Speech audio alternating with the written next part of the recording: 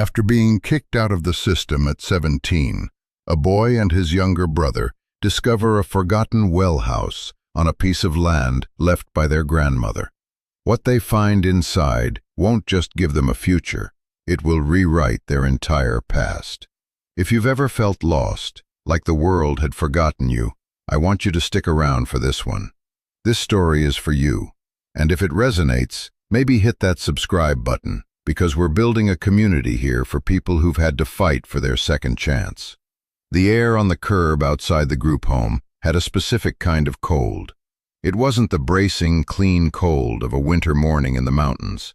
It was a damp, city cold that smelled of bus exhaust and wet pavement. It seeped through my thin jacket, a final, indifferent goodbye from the system that had owned my life for the last 6 years. I turned 18 yesterday. Today, I was free. It felt a lot like being homeless.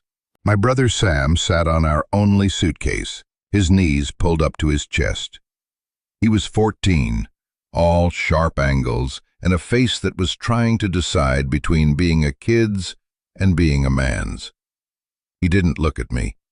He just stared at the gray building behind us, the place we'd called home because we had to.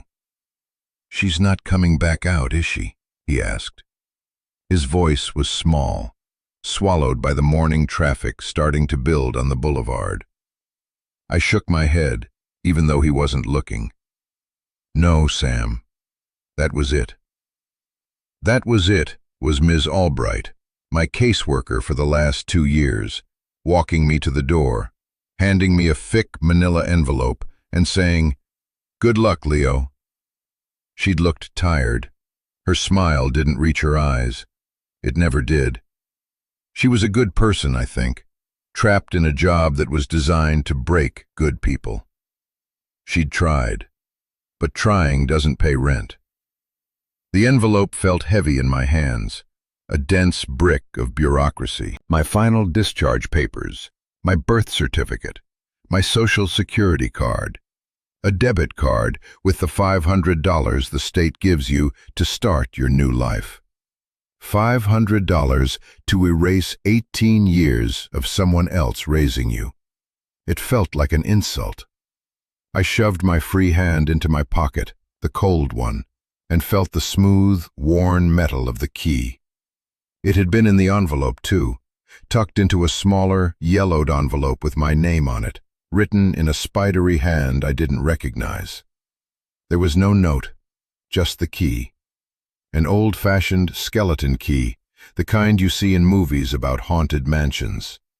It felt important and useless all at once. "So, what's the plan?" Sam asked, his voice still muffled by his jacket collar. The million-dollar question, or in my case, the $500 question. Plan A had been to get a job, save up, and get a small apartment near the home so he could visit.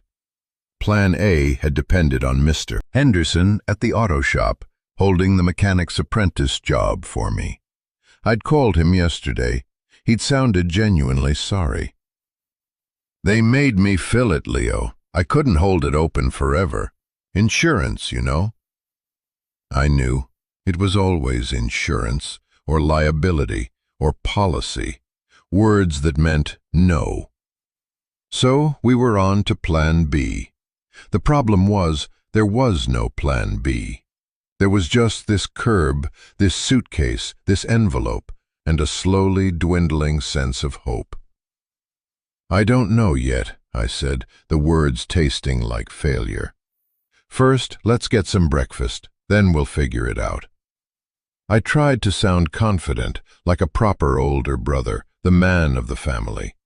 It was a role I'd been playing since our mom died and our dad disappeared, but I'd never felt less qualified for it than I did at that moment. Sam finally looked at me. His eyes were wide, a little scared. He was good at hiding it, but I knew him better than anyone. I'd been his only constant. Now I was at constant, with no anchor. "Okay," he said, and I saw a flicker of trust in his eyes that almost broke my heart. He trusted me, even now. I had to be worthy of that. I just had no idea how. I sat down on the cold concrete next to him, the envelope on my lap. I needed to look through it properly, not just the quick, panicked scan I'd done in the hallway. Maybe there was something I'd missed, a referral, a contact, anything. I opened the flap. The official papers were on top, stiff and impersonal. I pushed them aside.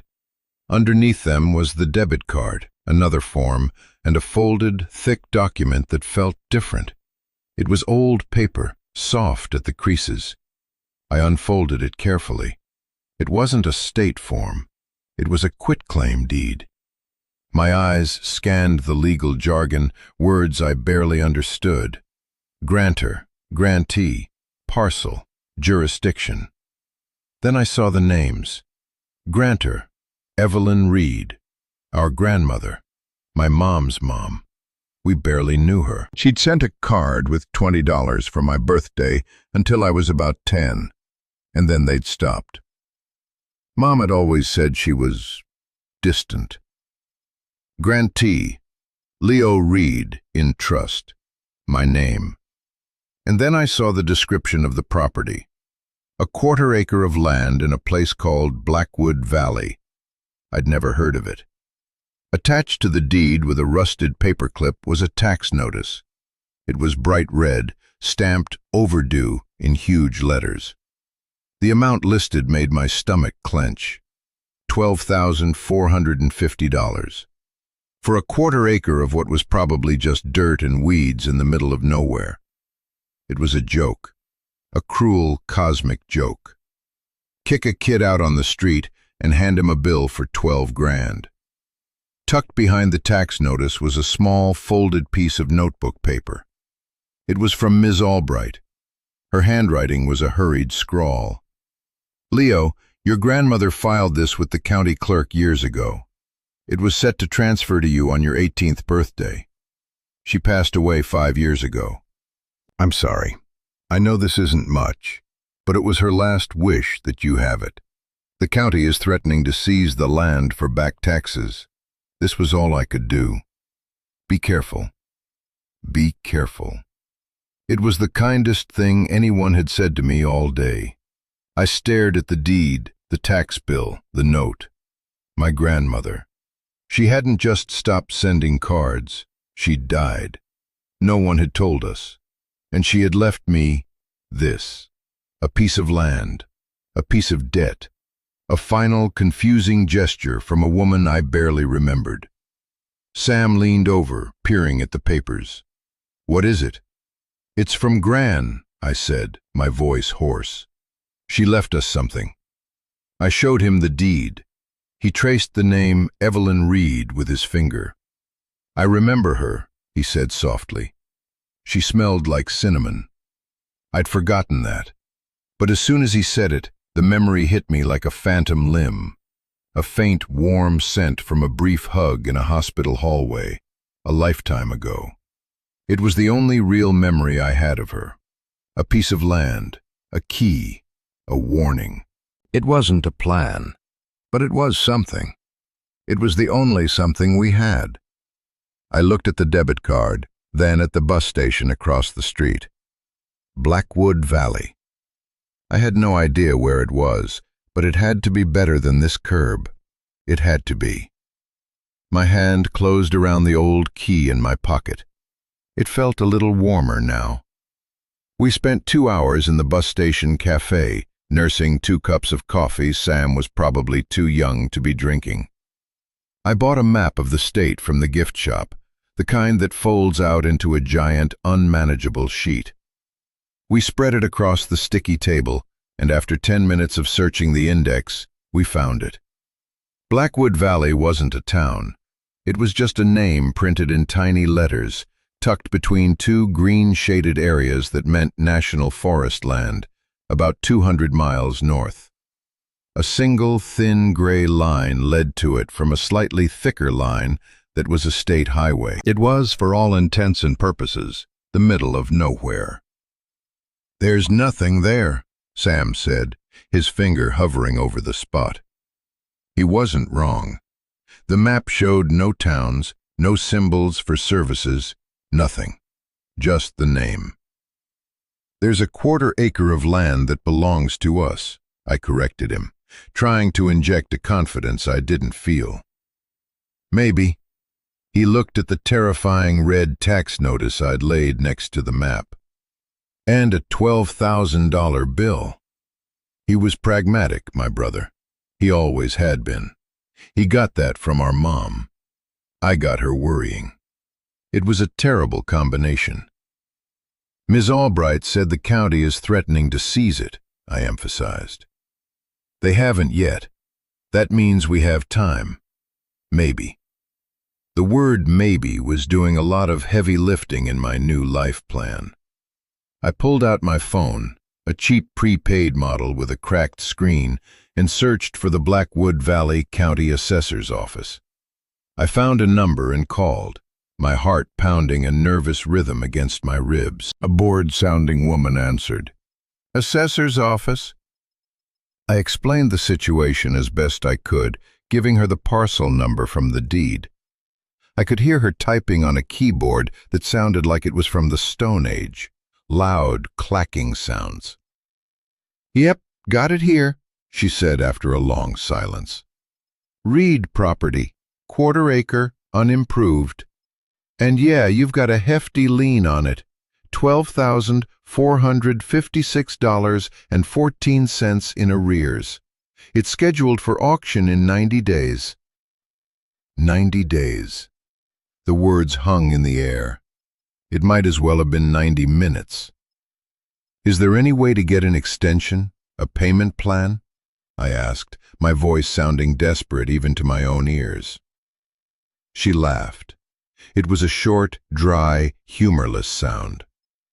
"Son, the only payment plan for this amount is called paying it.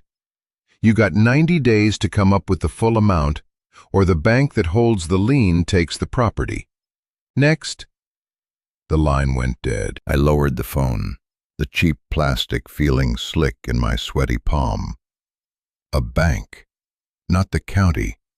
Ms. Albright's note had been slightly off. A bank held the lien.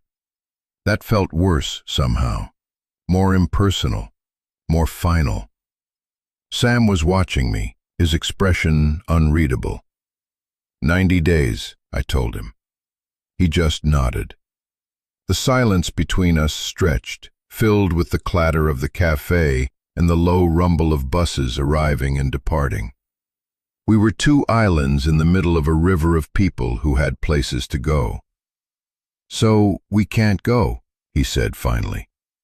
It wasn't a question, it was a conclusion, and he was right. It was insane.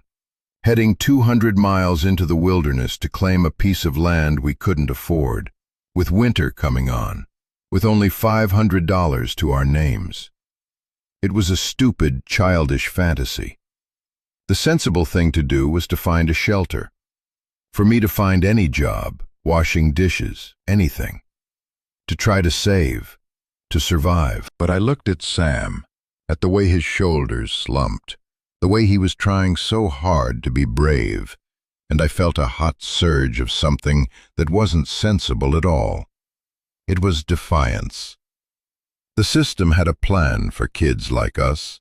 Shelters, minimum wage, a life spent looking over your shoulder. My grandmother, a woman I barely knew, had tried to give us something else, a piece of the earth, a place to stand. It was a broken, debt-ridden, impossible gift, but it was a gift nonetheless. To turn our backs on it felt like the final surrender. "No," I said, my voice firmer now. "We're going." Sam's head snapped up. "But the money." "Forget the money for now," I said, folding the map with a decisive crackle. "We have 90 days. A lot can happen in 90 days. Right now, we have a place to go that isn't a shelter. We have a key to something that's ours. We're going to go see what it is." I didn't know where the words were coming from. They sounded like someone else, someone braver and more certain than I had ever been. But as I said them, I started to believe them. Maybe this was what being free meant. Not just being cut loose, but being able to make a choice, even a reckless one. "What if there's nothing there?" Sam asked. But this time, there was a spark of hope in his voice. "A tent? A shack?" "Then we'll have a quarter-acre to pitch a tent on," I said, managing a small smile. "It's better than a sidewalk." I stood up and slung my backpack over my shoulder. It contained everything I owned: a few changes of clothes, a toothbrush, and a worn copy of a book our mom used to read to us. "Come on, there's a bus leaving for Reading at noon. It's the closest city. From there, we'll figure out how to get to the valley." Sam looked at the map, then at me. He took a deep breath, the kind you take before you jump off the high dive. Then he stood up, grabbing the handle of the heavy suitcase. "Okay, Leo," he said, "let's go." The bus ride was long. We sat side by side, watching the sprawling city blur into endless suburbs, which then gave way to flat, brown farmland. I spent most of the time staring out the window, the deed and the key in my jacket pocket, feeling like a hot coal and a piece of ice at the same time. I thought about my grandmother, Evelyn. I tried to conjure her face, but all I could remember was the scent of cinnamon and the dry, papery feel of her hand. Why would she do this? Why leave us a piece of land she had to have known we couldn't afford? A land she never told us about. It felt like a puzzle with half the pieces missing. Sam fell asleep against the window, his breath fogging the glass. He looked so young. A wave of guilt washed over me. I was dragging him into the unknown, chasing a ghost, on a whim born of desperation and pride. What if this was the worst mistake of my life? What if I was leading him from a bad situation into something far more dangerous? The bus smelled of stale air and disinfectant. I closed my eyes and tried to push the fear down. For the first time in my life, I was in charge. There was no Ms. Albright to check in with, no house parent to report to. The thought was both terrifying and exhilarating. The choices were mine. The mistakes would be mine too. And the consequences would fall not just on me, but on Sam. That was the heaviest weight of all. I must have drifted off, because I woke to the bus lurching to a stop. We were in Reading. The sun was setting, painting the sky in shades of orange and purple over the mountains to the west. It was beautiful and alien. We got off the bus, stiff and tired. The air here was different, sharper, cleaner, with the scent of pine on the wind. It was a small city, quiet compared to where we'd come from. According to the map, we were still 50 miles from Blackwood Valley. The last bus heading that direction had already left. We were stranded for the night. "Now what?"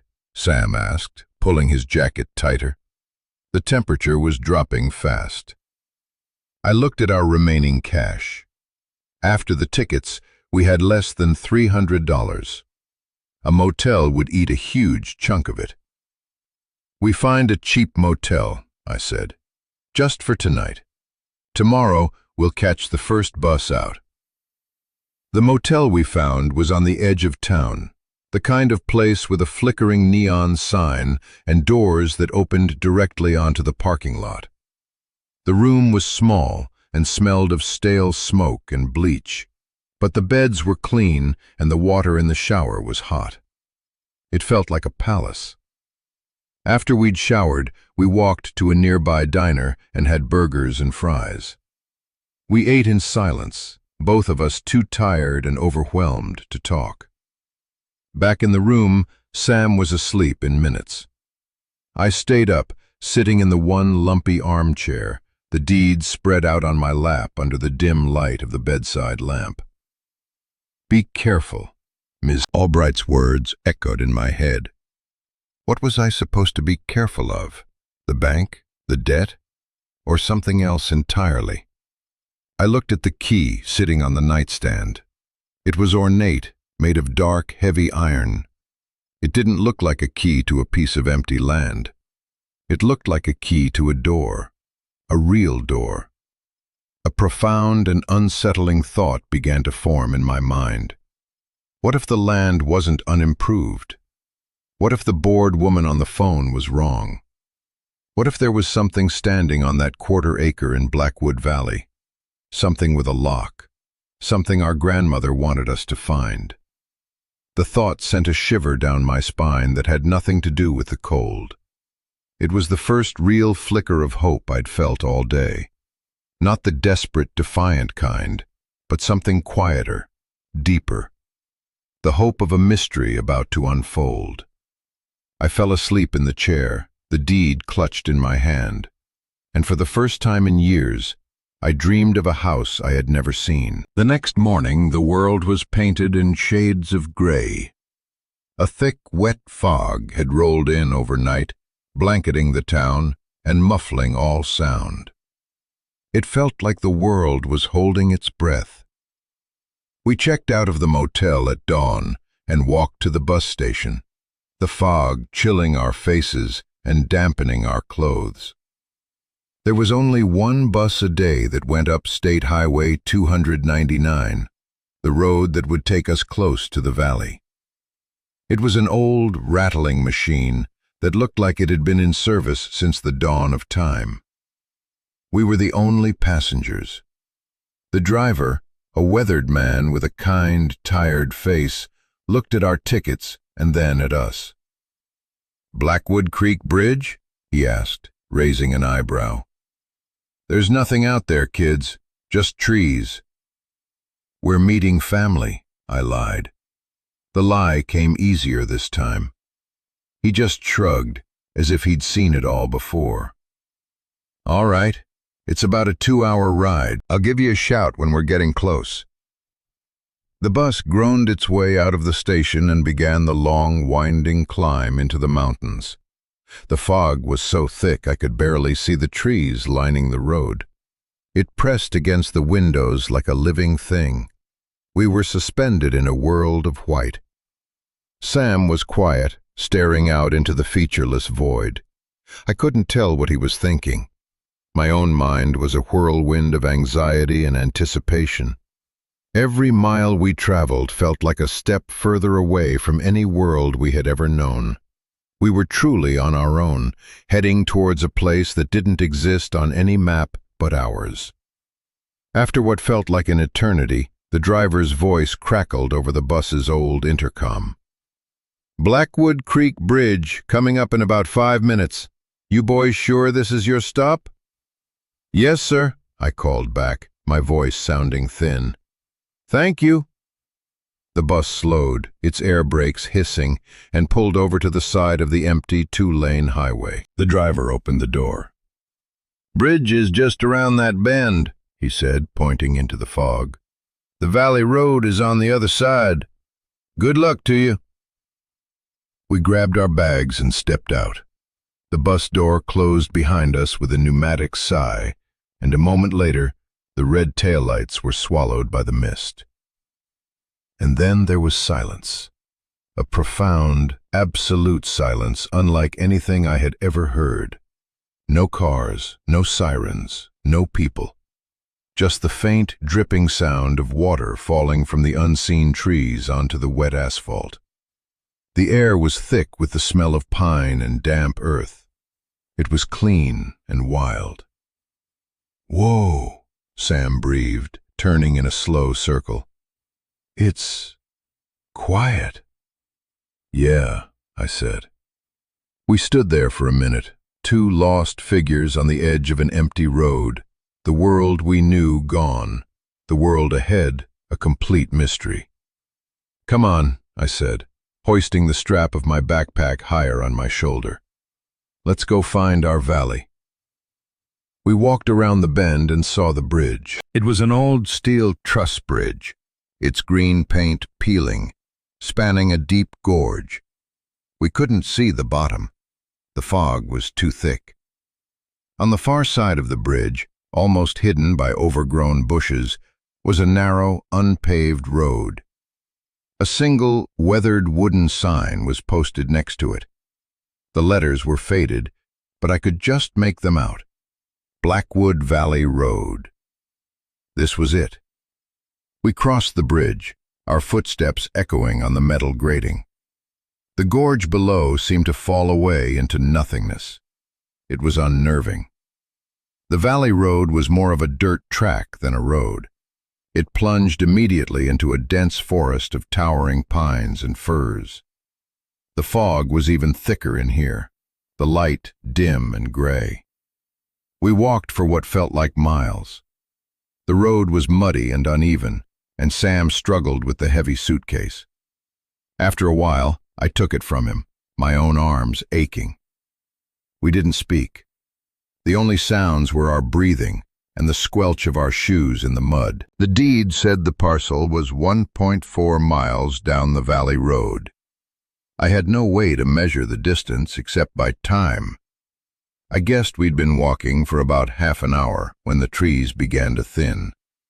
The fog started to lift, breaking apart into drifting tendrils. Sunlight, weak and watery, pierced through the canopy. And then we saw it. To our left, through a break in the trees, the valley opened up.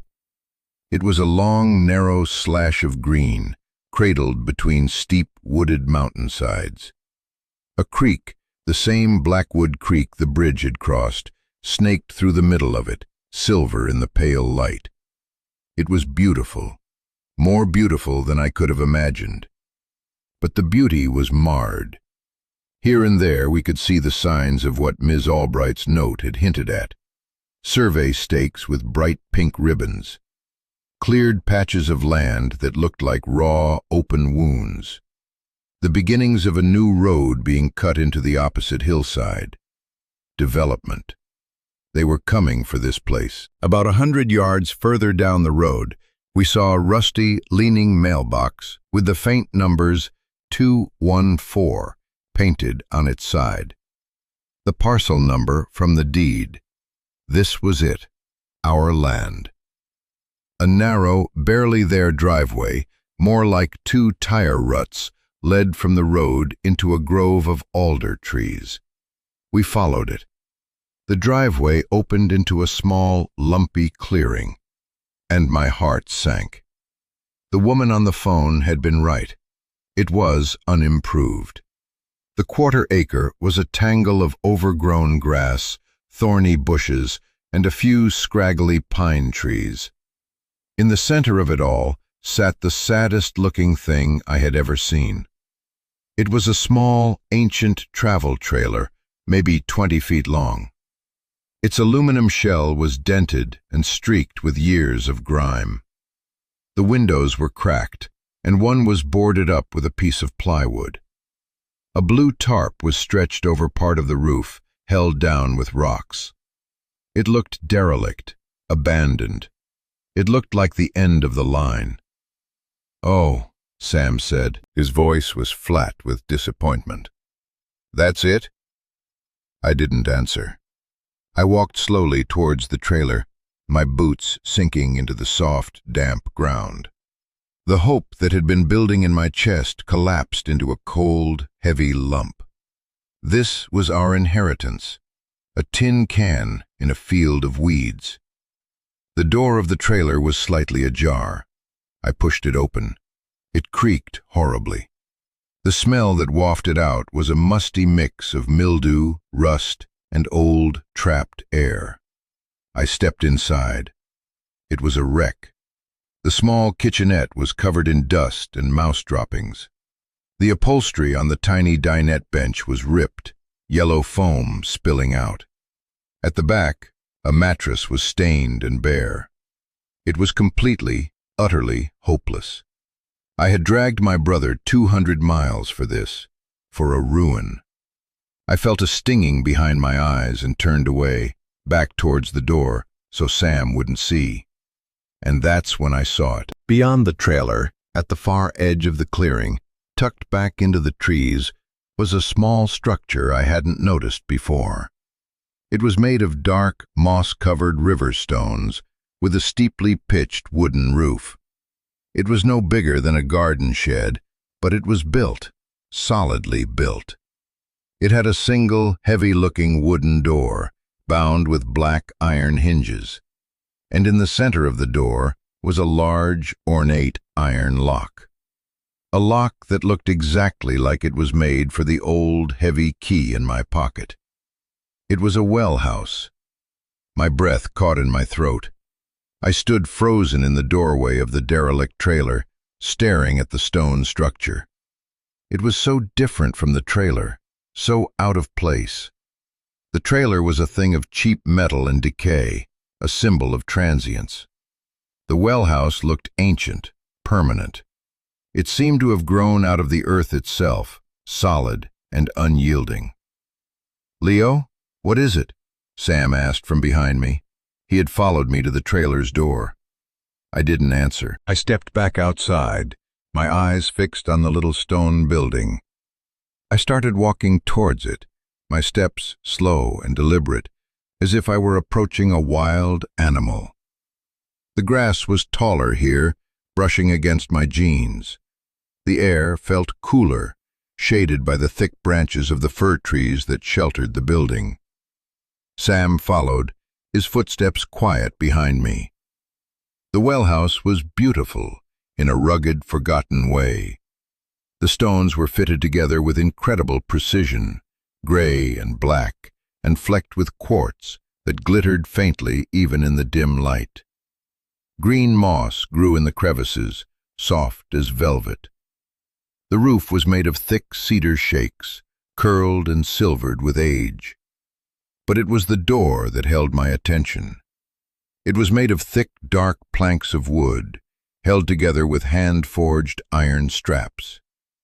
The lock was a massive, intricate piece of black metal, rusted but solid. It was a door built to keep something out, or to keep something in. I reached into my pocket and pulled out the key. My hand was trembling slightly. The key felt heavy, real. It wasn't a key for a trailer or a mailbox. It was a key for a lock like this. I looked at Sam. His eyes were wide, all trace of disappointment gone, replaced by a tense, breathless curiosity. He nodded at me, a silent encouragement. I stepped up to the door. The keyhole was dark, mysterious. I took a steadying breath and slid the key in. It fit, perfectly. There was a moment of resistance, a grating of metal on metal that hadn't moved in years. I put both hands on the key and turned. With a loud, echoing clunk, the lock disengaged. The sound was deafening in the silence of the valley. It felt like a turning point, a sound that separated my life into a before and an after. I pulled the key out and grabbed the heavy iron ring that served as a handle. The door was heavy. I had to lean my shoulder into it. It groaned in protest, scraping against the stone threshold. Slowly it swung inward, opening into darkness. A wave of cool subterranean air washed over us, smelling of damp stone, earth, and something else. Something clean and pure. Water. I peered inside. It was dark, but my eyes slowly adjusted. The interior was a single, small, circular room. The walls were the same expertly fitted stone as the outside. The floor was made of large, flat flagstones. In the exact center of the room was the well. It was about 4 feet across, lined with stone, with a dark wooden bucket sitting on the edge, a rope coiled neatly beside it. A simple hand-crank winch was mounted on a heavy beam above it. It was just a well house, a beautifully built but perfectly ordinary well house. I felt a pang of disappointment, sharp and foolish. What had I been expecting? Treasure? A secret passage? Sam stepped inside behind me, his sneakers silent on the stone floor. "It's just a well," he said, his voice echoing slightly in the small space. "Yeah," I said, trying to keep the disappointment out of my voice. "Just a well." But as I stood there, letting my eyes adjust further, I started to notice things. The floor, for instance. The flagstones were perfectly level, perfectly fitted, except for one section. Against the far wall, there was a rectangular area, about 3 feet by 5 feet, where the stones didn't quite match. The color was a fraction lighter, the mortar in the gaps newer. And in the center of this rectangle, drilled into one of the stones, was a small iron ring, lying flat against the surface. My heart started to beat faster. I walked over and knelt down, my fingers tracing the outline of the mismatched stones. It was a trap door, so perfectly constructed it was almost invisible. I looked at Sam. His eyes were locked on the iron ring. "No way," he whispered. I hooked my fingers through the ring and pulled. It was heavy, but it lifted. A section of the stone floor, set into a heavy wooden frame, rose up, revealing a dark, square hole beneath. A hidden cellar. This was it. This was what the key was for. Not the door, but for what the door protected. I leaned over the opening. The same cool, earthy smell rose up, but it was mixed with the faint, dry scent of old paper and canvas. A wooden ladder was bolted to the side of the opening, leading down into the blackness. "My phone," I said to Sam. "Use the flashlight." He fumbled for his phone, his hands shaking a little. A second later, a bright white beam cut through the darkness, illuminating the space below. It was a small, stone-lined chamber, no more than 6 feet deep and about the size of a closet. It was completely empty, except for one thing. Sitting in the middle of the floor was a large, olive-drab metal box, an old military footlocker. It was closed, with 2 heavy latches on the front. My gaze was fixed on that box. Everything, the key, the deed, the long journey, the strange stone building, it had all led to this. To a locked box hidden under the floor of a well house in the middle of a forgotten valley. "I'm going down," I said. I swung my legs over the edge and found the rungs of the ladder. They were solid. I climbed down into the cool, silent space. The air was still and dry. The footlocker was heavy. I knelt in front of it, the beam from Sam's phone making my shadow dance on the stone walls. The latches weren't locked with a padlock. They were just clasped shut. My heart was pounding so hard I could feel it in my ears. This was the moment of truth. Either this was the answer to all our problems, or it was the final, cruelest joke of all. I reached out, my fingers brushing against the cold, painted metal. I took a deep breath, and I unfastened the latches. They sprang open with a sharp, metallic snap. I lifted the heavy lid. The beam of light fell inside, and I saw it. It wasn't gold. It wasn't jewels. It was better. The box was filled to the brim with stacks of paper. On the very top was a thick stack of envelopes, bound together with a faded blue ribbon. And underneath them, packed tightly in neat, paper-wrapped bundles, was money. More money than I had ever seen in my life. The light from Sam's phone glinted off the edges of the bills. They were old, soft, circulated hundreds and fifties, wrapped in brown paper bands that had been stamped by banks that probably didn't exist anymore. It wasn't a treasure chest from a pirate movie. It looked like the life savings of a careful, frugal person. It looked real. I reached in and touched one of the bundles. The paper was dry and crisp. It felt impossible. Sam let out a choked sound from above. "Leo, is that?" "Yeah," I whispered. My voice was a stranger's. I couldn't process it. The sheer, dumbfounding reality of it. It was a fortune. Not millions, but tens of thousands. Maybe more. Enough to pay the fake tax bill 10 times over. Enough to change everything. My eyes went back to the stack of envelopes on top. They were addressed to Leo and Sam. The handwriting was the same spidery script that had been on the small envelope with the key. Our grandmother's. I lifted the stack out. It was heavy.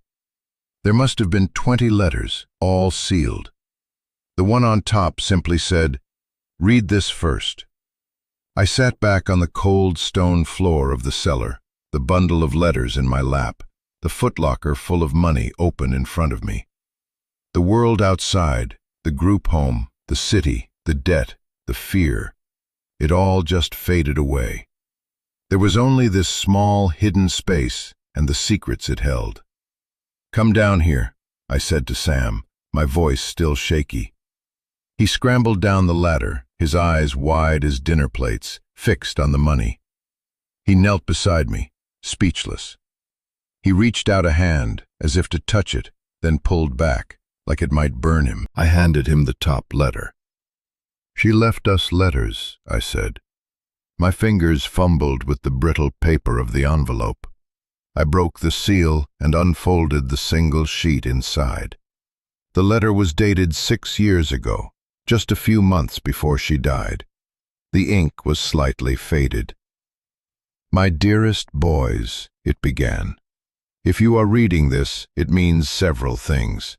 It means you have survived the world I had to leave you in. It means you have found your way here. And it means you are finally free. I am so sorry. Those are the words I need to say first. I am sorry for not being in your lives. I am sorry for the silence. I hope after you read these letters, you will understand that my silence was not abandonment. It was protection." My eyes blurred with tears. I had to stop and wipe them away. Sam put a hand on my shoulder. His was steady. I took a breath and kept reading. "The money in this box was your grandfather's legacy. He was a good man who worked hard his entire life. When he passed, he left me this money, with the instruction that it was for your mother and for you. But by then, your father, he was not a good man. He was in trouble, deep trouble, with dangerous people. If he had known about this money, it would have been gone in a day, and it would have put you all in terrible danger. When your mother got sick, I knew I had to do something drastic to protect it, to protect you. So I disappeared from your lives. I bought this piece of land under a different legal entity, a trust, and I built this place. I moved the money here, bit by bit. It was the only way I could think of to keep it safe until you were old enough, until you were out of his reach. I had to stop again. My whole body was shaking. The story we had always been told, that our grandmother was cold, that she didn't care, it was all a lie. She had been here, in this valley, building a fortress for us. Sam was reading over my shoulder, his breath hitching. "Keep going," he whispered. "I hired a lawyer, a good and honest man named Eugene Vance. He helped me set up the trust so that the land would only transfer to you, Leo, on your 18th birthday. We created a legal fiction, a massive fake lien against the property held by a shell company Mr. Vance controls. The threatening tax notices are from him. They were designed to scare away anyone, especially your father or his creditors, who might try to claim this land. The real property taxes are minimal, and they have been paid every year from a separate account. This land is yours, free and clear. The money is yours. Mr. Vance's contact information is in the final envelope.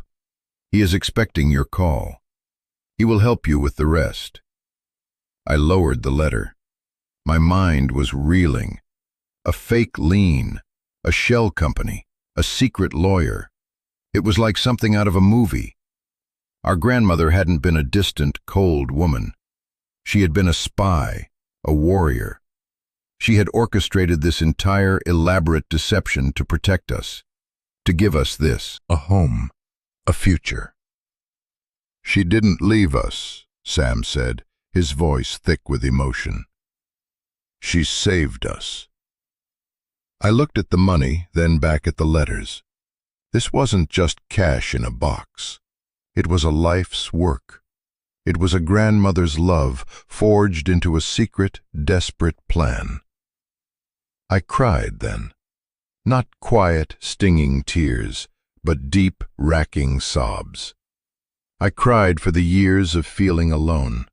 I cried for the grandmother we had misunderstood and lost. I cried for the mother she had tried so hard to protect. And I cried with a sense of relief so profound, it felt like a physical weight being lifted from my soul. Sam wrapped his arms around me, and for the first time, it felt like he was the older brother. We just held on to each other in the silent, subterranean darkness, surrounded by the truth. We spent the next hour in the cellar, just sitting with it all. I counted the money. It was just over $98,000, a staggering sum. Enough to live on for years if we were careful. Enough for college, enough for a real life. We didn't read the other letters yet. It felt like they needed to be savored, to be understood one by one. They were our new history. Finally, weak with hunger and emotion, we climbed back out of the cellar. As I pushed the heavy stone trapdoor back into place, the well house felt different. It was no longer a strange, mysterious shed. It was a sanctuary. It was the heart of our new home. We went back to the trailer.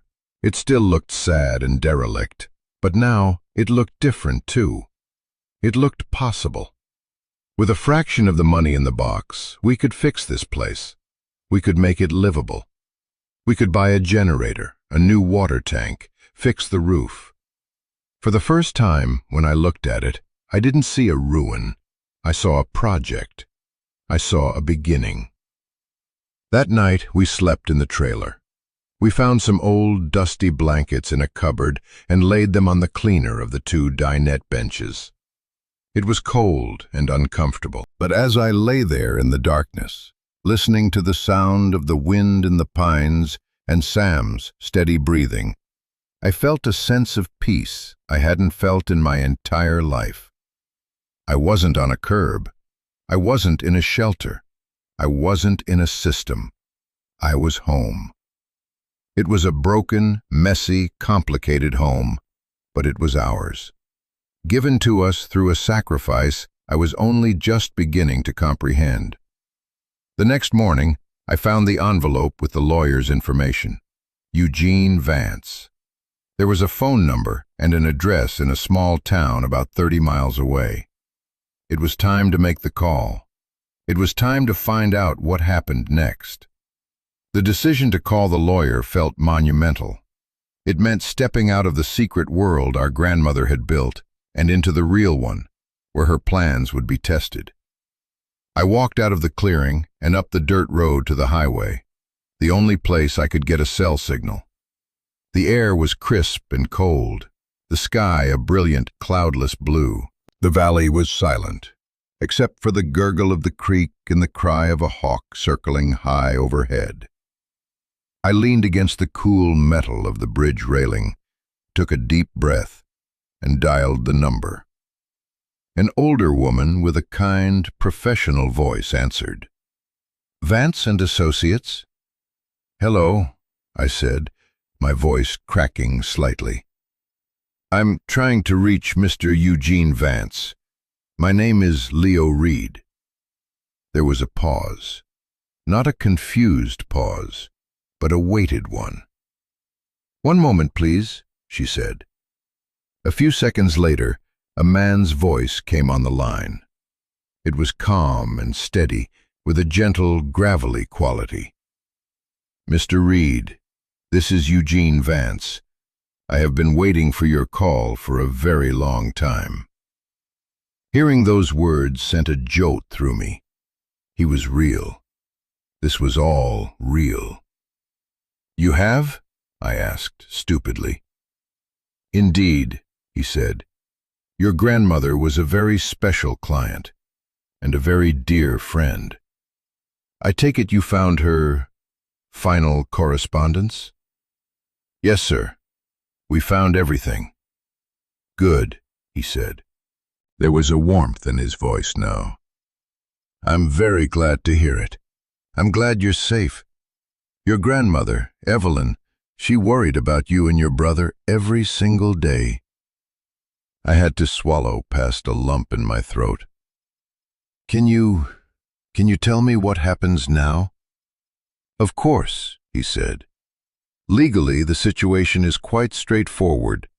The trust has dissolved. The property is now in your name.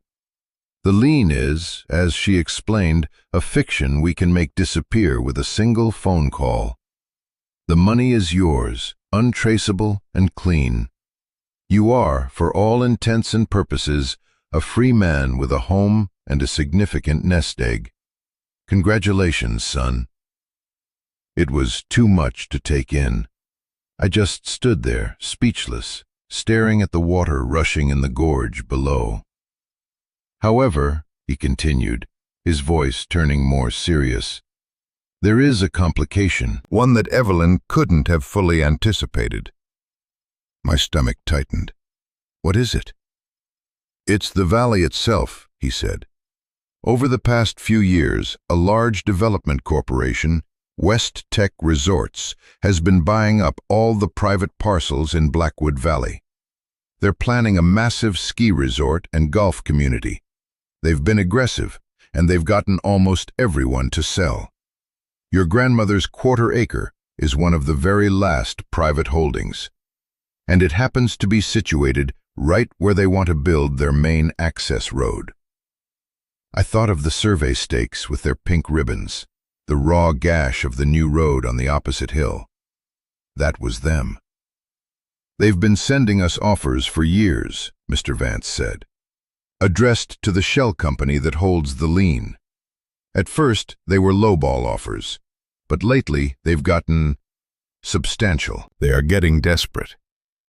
"The tax notices," I began, "are also from them, indirectly," he confirmed.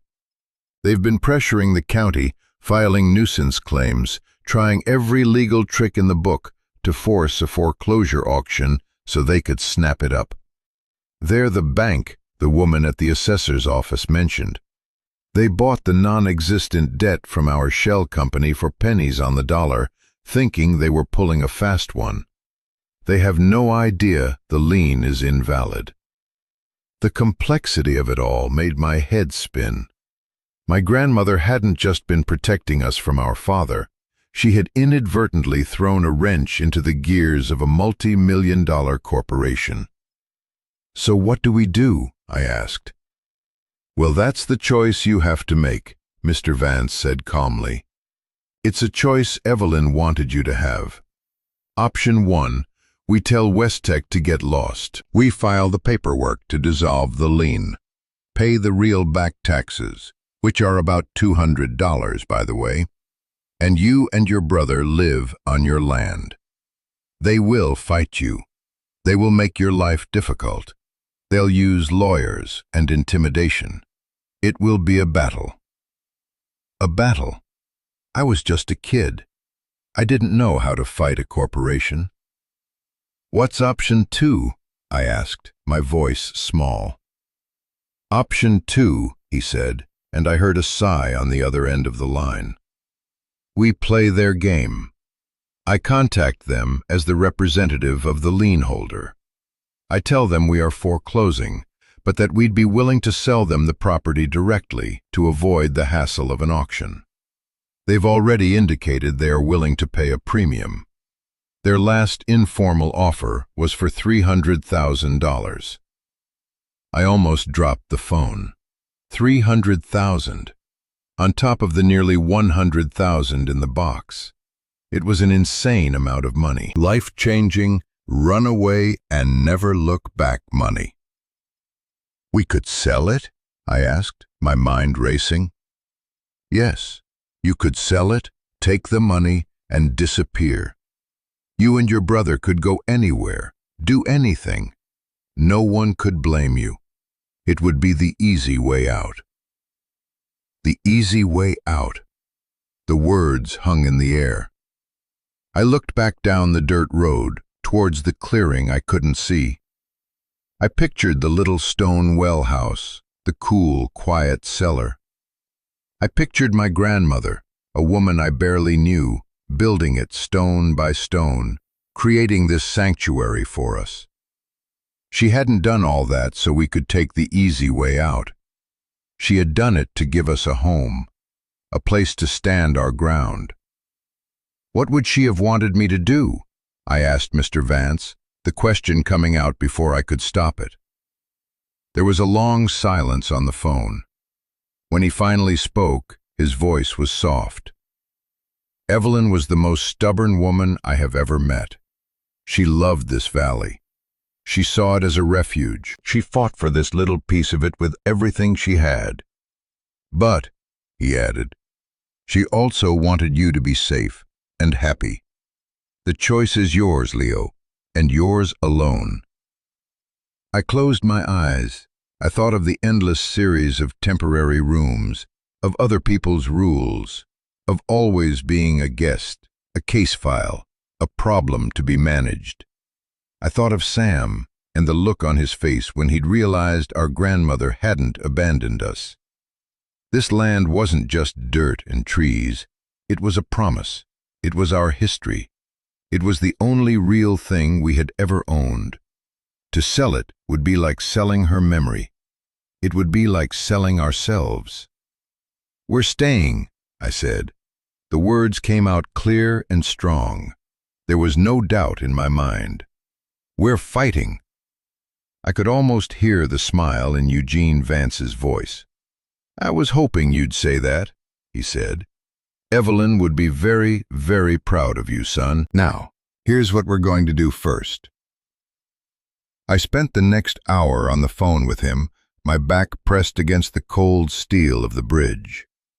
He laid out the plan, a series of legal moves to secure our position. He told me to stay put, not to contact the county or anyone else. He would handle everything. He gave me his private cell number and told me to call any time. When I finally hung up, the sun was high in the sky. I felt different, taller.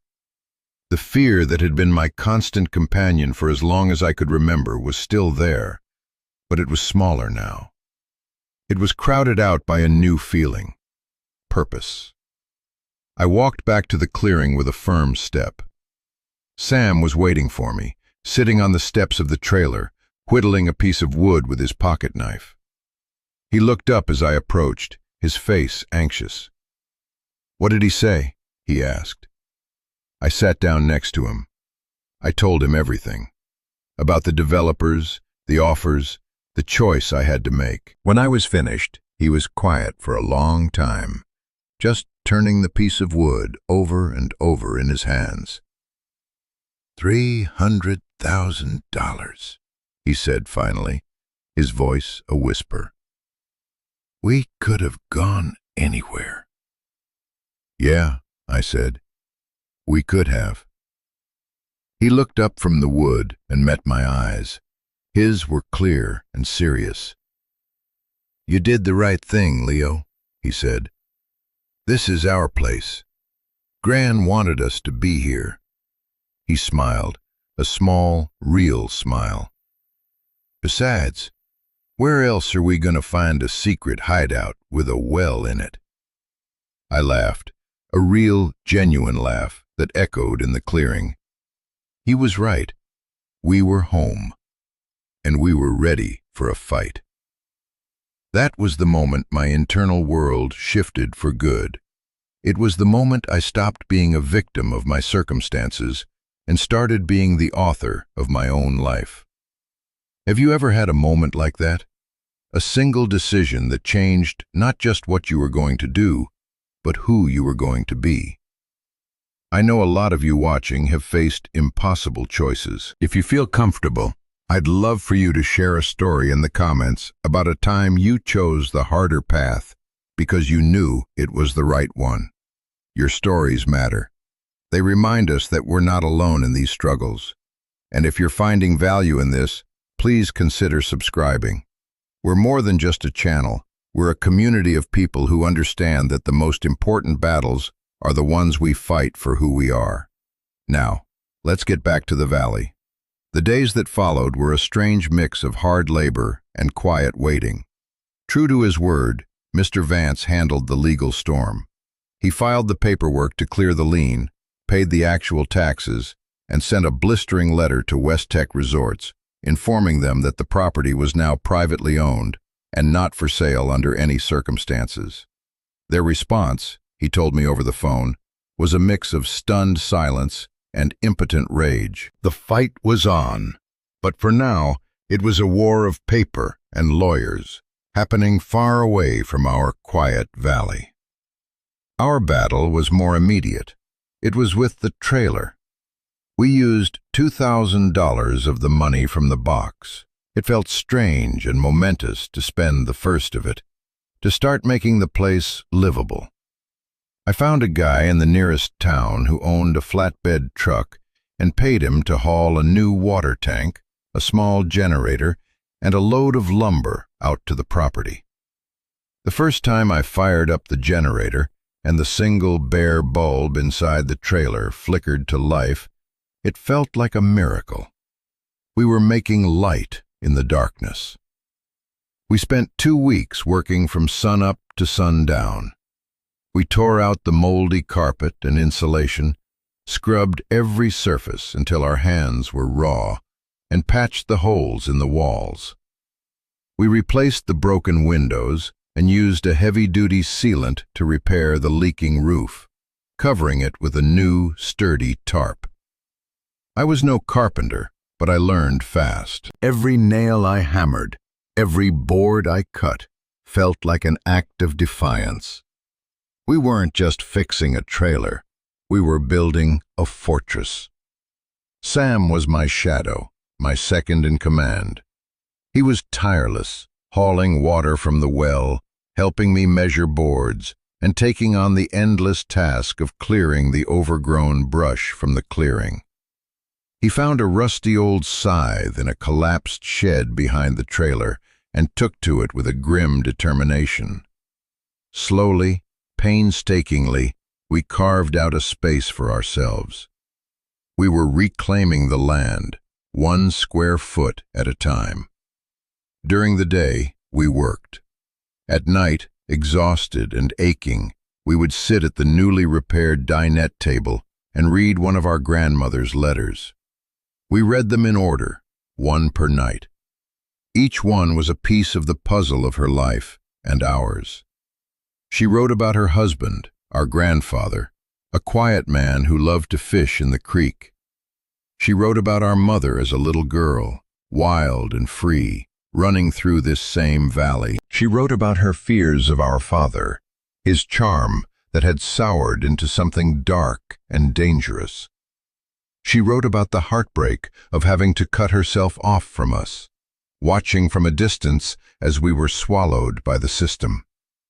Her letters were filled with love, regret, and a fierce, unbending strength. With each letter, the ghost of a woman I barely remembered became a real person. I felt like I was getting to know her. I felt her presence in the well house she had built, in the rustle of the wind through the trees she had loved. She wasn't just a benefactor, she was the spiritual architect of our new life. One evening, after a particularly hard day of work, we read the letter where she described building the well house. I hired a stonemason from the old country, she wrote, an artist named Mr. Petrov. He didn't ask questions. He understood that some things need to be built to last, to protect what is precious. We gathered the stones from the creek bed, each one chosen by hand. He taught me how to see the shape of the wall before it was built. He said we were not just building a house for water. We were building a heart for the land, a place of stillness and strength. A heart for the land. That's exactly what it felt like. The well house became our sanctuary. When the work on the trailer felt overwhelming, or the quiet of the valley felt too lonely, I would go and sit inside on the cool stone floor. The silence in there was different. It was a grounding silence. It was the silence of safety. The developers didn't stay quiet for long. One afternoon, a shiny black SUV with tinted windows came slowly down the dirt road. It stopped just at the edge of our driveway, the engine idling. Two men in expensive suits got out. They didn't approach the trailer. They just stood there, looking around, their faces hard and unreadable. One of them talked on his phone, pointing towards the well house. Sam and I watched them from the window of the trailer. My heart was hammering. This was the first direct contact. They were here to intimidate, to show us they were watching. I felt a primal urge to hide, to lock the door and wait for them to leave. But then I thought of my grandmother's letters. I thought of her stubborn strength. I took a deep breath, opened the trailer door, and stepped outside. I didn't say anything. I just stood there, my arms crossed, and stared back at them. Sam came out and stood beside me. We were just two kids in dirty work clothes, but we were standing on our own land. We didn't flinch. After a few long, tense minutes, one of the men gave a curt nod, and they got back in their SUV. They turned around and drove away, kicking up a cloud of dust. They had been testing us, and we hadn't backed down. A small victory, but it felt huge. The real pressure came a week later. A low-flying helicopter started making daily passes over the valley, hovering directly over our clearing. The noise was deafening, the rotor wash whipping the trees into a frenzy. It was a deliberate act of harassment, designed to make our lives unbearable. The first few times, it was terrifying, but after a while, it just became annoying. An angry, buzzing fly we couldn't swat. We learned to live with it. We'd just stop our work, wait for it to leave, and then get back to it. Their attempts to break our spirit were only making it stronger. We started to meet a few of the locals. The man who had given us a ride from the bus depot, a grizzled old rancher named Dale, stopped by one day. He'd seen the helicopter and the SUV. He didn't say much. He just looked at our half-repaired trailer, at the piles of brush we had cleared, and gave a slow nod. "You're Evelyn's grandsons," he said. It wasn't a question. "Yes, sir," I said. He grunted. "She was a good woman, tough as a $2 steak. Hated those West Tech bastards." He handed me a bag of fresh vegetables from his garden. "You need anything, you know where I am." It was a small gesture, but it meant the world. We weren't entirely alone. We were part of a community, even if we were just the newest, youngest members. We were part of the valley's resistance. Months bled into a year. The seasons turned, and the valley changed around us. The raw, angry red of the developers' road cuts faded to a dusty brown. The survey stakes grew bent and weathered. The helicopter visits became less frequent, then stopped altogether. Mr. Vance's legal maneuvering had thrown them into a quagmire of permits and environmental impact studies. We had won the first battle, not with a bang, but with the slow, grinding power of bureaucracy. We had bought ourselves time. And with that time, we had built a life. The trailer, once a symbol of dereliction, was now a home. It was small and cramped, but it was warm and dry. We had installed a small wood-burning stove that kept the winter chill at bay. We had a tiny solar panel array that charged a bank of batteries, giving us consistent, quiet power for lights and our small refrigerator. We had built a deck off the front, a place to sit in the evenings and watch the stars, which were brighter out here than I had ever imagined. The clearing was no longer a tangled mess. We had a small, thriving vegetable garden, fenced off to protect it from the deer. Sam had become an expert gardener, tending his plants with a quiet focus I'd never seen in him before. He was different here. The city had made him quiet and watchful. The valley was making him confident and calm. He had enrolled in the local high school in the fall, catching a bus from the bridge every morning. For the first time, he had friends. He was just a normal kid. It was the greatest gift I could have ever given him. I was taking online college courses, studying business and environmental science. I wanted to be prepared for the next phase of the fight with West Tech. I knew they weren't gone for good. They were just waiting. But now, we were waiting too, and we were getting stronger. The well house remained the heart of our world. We never used it for water. We had our tank for that. The well itself remained a pure, untouched source, a symbol of the place's spirit. We had cleaned the cellar, installed a few shelves, and it became our library, where we kept our grandmother's letters and the few books we owned. The main room of the well house, however, had transformed. We had run a power line out to it. I had bought a sturdy old workbench and a few tools. It became my workshop, a place where I learned to repair the generator, to build furniture for the trailer, to fix things that were broken. It was more than a workshop, though. It became a creative space. Sam started drawing again, something he hadn't done since he was a little kid. He would sit for hours at the workbench, sketching the trees, the creek, the mountains. His drawings were incredible, filled with a detail and life that amazed me. He was capturing the soul of the valley on paper. One day, Dale, the old rancher, stopped by to see how we were doing. I showed him the well house. He walked in, looked at the workbench, at Sam's drawings pinned to the wall, at the quiet, solid strength of the stone walls.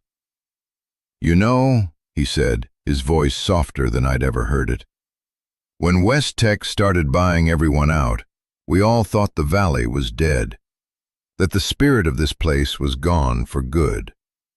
He ran a hand over the cool stone of the well. "But Evelyn, she planted a seed here. And you boys," he looked at us, his eyes crinkling at the corners, "you're making it grow again. This isn't just a well house anymore. It's a generating station for hope. A generating station for hope." The words stuck with me. He was right. That's what our grandmother had built, and that's what we were doing. We weren't just surviving here, we were creating something. We were generating our own light, our own future. The money in the footlocker remained mostly untouched. We lived simply. We had what we needed. The real treasure wasn't the cash. It was this: the quiet mornings, the smell of the pines, the satisfaction of a hard day's work. It was the feeling of belonging to a place and having that place belong to you. One evening, sitting on the deck, Sam turned to me. He was taller now, his voice deeper. The scared kid I'd led out of the city was gone, replaced by a thoughtful, strong young man. "Do you ever think about it?" he asked. "The other choice?" I knew what he meant. The $300,000, the easy way out. "Sometimes," I admitted. "Do you regret it? Not taking it?" He shook his head, a slow, certain movement. He looked out at the dark silhouette of the mountains against the starry sky. "No," he said. If we had taken the money, we would have spent it. We would have bought a bunch of stuff, and we'd still be lost. Here, he gestured to the trailer, the garden, the dark shape of the well house. We didn't just find money. We found a home. You can't buy that. He was right. Home isn't something you buy. It's something you build. It's something you choose. It's something you fight for. It's not about the four walls around you. It's about the sense of safety within you. It's the place where you can finally stop running and start growing. Our grandmother had given us the foundation, but we had built the house. We had taken her legacy of sacrifice and turned it into a legacy of resilience. The story of our family was no longer about abandonment and loss. It was about protection and love and the stubborn, beautiful refusal to be broken. The fight with the developers isn't over. We know they'll be back. But we're not scared anymore. We have a home.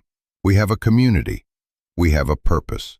And we have a generating station for hope, built of stone and love, standing strong at the heart of our valley.